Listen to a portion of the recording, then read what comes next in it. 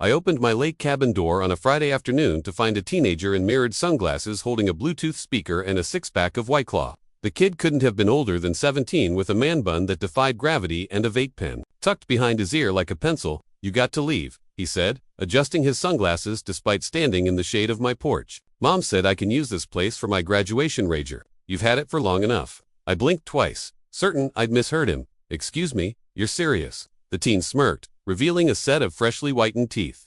"You should have RSVP'd to the HOA party list, dude."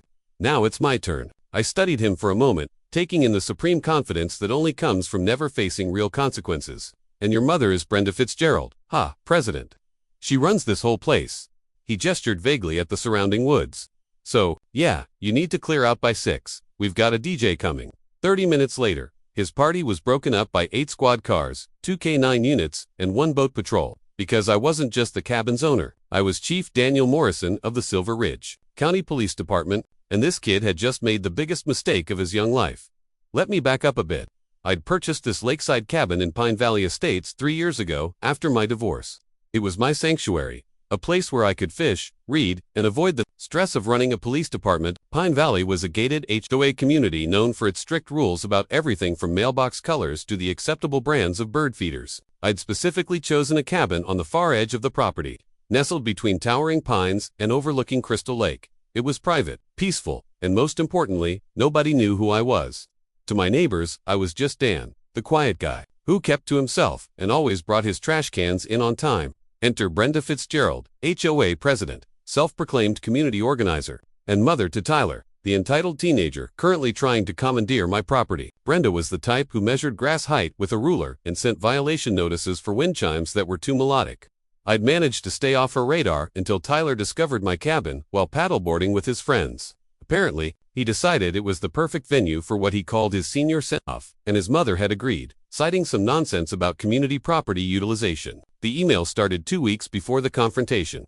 First came the subtle approach. Brenda wrote, asking if I was done enjoying my cabin for the season, suggesting it might be nice to share the lakefront blessing with younger community members. I politely declined, explaining that I used the cabin year-round. Her next email was less subtle. She claimed the HOA board was considering a new community cabin rotation policy that would require lakefront property owners to make their homes available for approved community events. She'd even attached a poorly formatted document that looked like it was made in Microsoft Paint. I ignored it, figuring she'd give up. That was my first mistake. The following week, I received a formal-looking letter on HOA letterhead informing me that my cabin had been selected for the June Youth Appreciation Weekend. Tyler's graduation party was listed as the inaugural event. The letter was signed by Brenda and 2 other board members I'd never heard of. I responded with a firm but professional email citing actual property law and explaining that private property within an HOA remained private property. I thought that would end it. Instead, Tyler started showing up at my cabin when I wasn't there. My trail camera caught him taking selfies on my dock, posing with my kayak, and even trying to jimmy the lock on my shed. He posted these photos on social media with captions like "scouting the venue" and "this place about to be lit." On Thursday night, Brenda called me directly. Her voice had that fake sweet tone that meant trouble. "Dan, I really think you're being unreasonable. The children of this community deserve to celebrate their achievements. Surely you remember being young." "I remember respecting other people's property," I said, keeping my tone neutral despite my growing irritation. She sighed dramatically. "Well, I tried to do this the nice way, but the HOA has broad powers when it comes to community wellness. Don't make this harder than it needs to be." "Are you threatening me?" "Brenda, I'm simply informing you of your obligations as a member of this community." She hung up before I could respond. That brings us back to Friday afternoon. I'd taken a half-day off work to come check on my cabin, having a bad feeling about Brenda's threat. Good thing I did. When I pulled up, I found my gate open, my lock cut, and plastic tiki torches stuck haphazardly around my property. Inside was even worse. Tyler and his friends had transformed my living room into party central. Neon lights were strung from the ceiling. A beer pong table dominated the space, and someone had taped glow sticks to my mounted base. My kitchen was full of red Solo cups, bags of chips, and enough alcohol to stock a small bar. The kid was even wearing my lucky fishing hat, the one my grandfather had given me. After Tyler informed me I needed to leave my own property, I stepped onto the porch and made a call.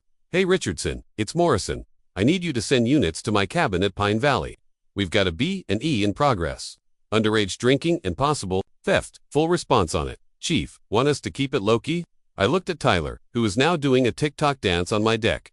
Negative, light them up. 20 minutes later, the woods erupted with sirens. Squad cars poured down the narrow lake road. Lights flashing, sirens wailing. The music cut off abruptly as teenagers scattered like roaches when the light comes on.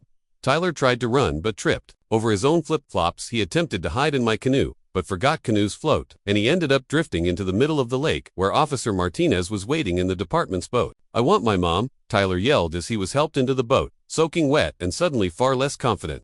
"Don't worry," Martinez said cheerfully.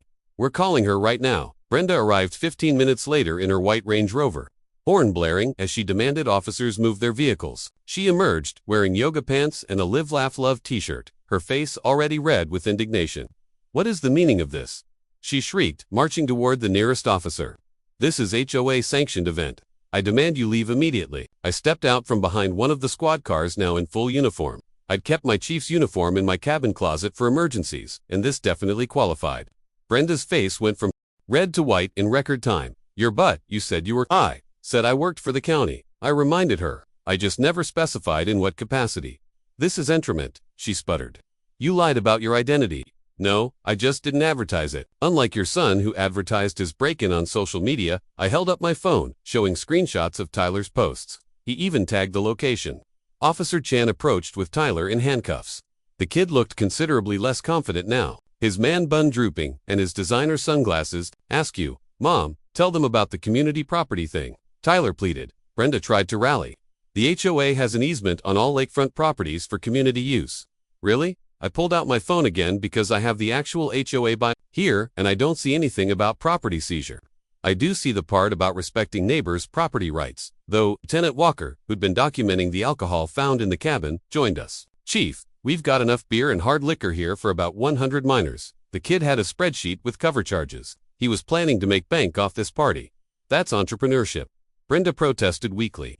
"That's contributing to the delinquency of minors," I corrected. "And since you knew about it and facilitated it by threatening me, that makes you an accessory." "I want a lawyer." "Great idea. You'll need one for the criminal charges and probably for the civil suit I'll be filing for the damage to my property." I gestured to my poor mounted base, still covered in glow sticks. "That fish was caught by my father in 1987.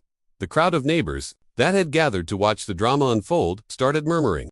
I heard someone say, "I told you Brenda was going too far, and wait until the rest of the board hears about this." Tyler was placed in the back of a squad car to be transported for booking. He'd be charged with breaking and entering, criminal trespass, underage drinking, and theft. That last one for my grandfather's hat, which was thankfully recovered. Brenda was issued citations for enabling trespass and contributing to the delinquency of minors. As Officer Chan handed her the tickets, she kept insisting this was all a misunderstanding. "The real misunderstanding," I said, "was thinking you could bully people into giving up their property rights and using your minor son to commit crimes. That's going to look great at the next HOA meeting." Word spread through Pine Valley estates like wildfire. By Saturday morning, emergency HOA board meeting had been called. I attended in full uniform, bringing with me a flash drive of security footage for my cabin's hidden cameras. The meeting was held in the community center, and it was standing room only. Brenda sat at the board table flanked by her two allies who suddenly seemed very interested in studying their phones. "I call this meeting to order," Brenda said weakly, her usual commanding tone completely absent. "Motion to add an item to the agenda," called out Robert Jameson, a retired attorney who lived near the golf course. "Discussion of the president's recent criminal activities." "That's not how this works," Brenda protested. "Actually," Robert said, pulling out his own copy of the bylaws. Section 12.4 states that any board member facing criminal charges must immediately step down pending resolution of the case. "Those are just citations," Brenda argued. I stood up. "Would the board like to see the security footage of the president's son breaking into my cabin, or perhaps the text messages where she threatened to use HOA powers to force me out?" The room erupted. Neighbors I'd never spoken to started sharing their own stories of Brenda's overreach. Apparently, she tried to find someone for having the wrong shade of beige curtains and had attempted to ban bird feeders because they attracted undesirable wildlife. Motion to remove Brenda Fitzgerald as HOA president, someone called out. Second, came from multiple voices. The vote was swift and unanimous, except for Brenda herself. Even her two allies voted against her, probably hoping to save their own positions. "You can't do this." Brenda stood up, knocking over her chair. "I've been president for 5 years. This community needs me." "What this community needs," Robert said, calmly, "is leadership that respects the law and its residents." Brenda grabbed her purse and stormed toward the exit, then turned back for one last comment. "You'll all regret this when your property values plummet." "The only thing plummeting," I said, "is your son's college prospects after his arrest record." She slammed the door so hard the welcome sign fell off. The next few weeks were eventful. Tyler ended up pleading to misdemeanor charges and got 6 months, probation, 100 hours of community service, and had to pay me $2,000 in restitution for property damage. The judge also ordered him to write a 5-page essay on property rights. Brenda faced her own legal troubles. The contributing to delinquency charge stuck, resulting in steep fines and mandatory parenting classes. Several homeowners also filed civil suits against her for various HOA abuses discovered during the investigation into my case. The criminal charges cost her job at a local real estate firm where she'd been using her HOA position to steer clients toward Pine Valley Estates. For the commission, her real estate license was suspended pending an ethics investigation. But the real blow came when the new HOA board conducted a forensic audit of the books. Turns out, Brenda had been using HOA funds for personal expenses, disguising them as community improvements. Those vision board retreats she'd organized, they were spa weekends for her and her friends. She was hit with embezzlement charges, a Class D felony, carrying up to 5 years in prison. At her arraignment, she tried to claim it was all a misunderstanding, that she'd planned to pay it back. The judge wasn't impressed. "Mrs. Fitzgerald, you stole $47,000 over 3 years. That's not a misunderstanding, that's a pattern." She was released on bail pending trial, but the damage was done. Her Range Rover was repossessed. Her house went on the market and Tyler had to transfer to public school his senior year. I saw her one last time at the grocery store. She was wearing sweatpants and no makeup, a far cry from her usual perfectly coordinated outfits. When she saw me, she turned to go down another aisle, then stopped. "I hope you're happy," she said, her voice bitter. "You destroyed my life over a stupid party." "No, Brenda," I replied. "You destroyed your life with your choices. I just refuse to be one of your victims." She started to respond, then seemed to deflate. "5 years," she whispered. "My lawyer says I'm looking at 5 years. I felt a moment of pity for her, then remembered the $47,000 she'd stolen from her neighbors, the businesses she'd harassed with bogus fines, the people like me she'd tried to bully. "Actions have consequences," I said simply, and continued with my shopping. The trial concluded last month. Brenda Fitzgerald was convicted of embezzlement and sentenced to 3 years in state prison with 2 years suspended. She'll serve 1 year, followed by 5 years of probation and mandatory restitution to the HOA. Tyler watched his mother get led away in handcuffs, finally understanding that actions have consequences. The entitled teenager who tried to steal my cabin was gone, replaced by a subdued young man who now works at a local hardware store to pay his restitution. As for me, I still have my cabin now equipped with better locks and more security cameras. The new HOA board is much more reasonable, focused on actual community improvement rather than power trips. They even apologized for the previous administrator's behavior and offered to pay for my damaged property from the recovered embezzled funds. I declined, satisfied with Tyler's restitution and the simple pleasure of peace and quiet. Sometimes I sit on my dock, fishing rod in hand, and think about how differently things might have gone if Brenda had just respected the word no. But she didn't. And now she's learning about property rights the hard way from a 6x8 cell, where nobody cares that she used to be HOA president. Her tears when the judge announced 3 years were the last thing anyone saw before the bailiffs led her.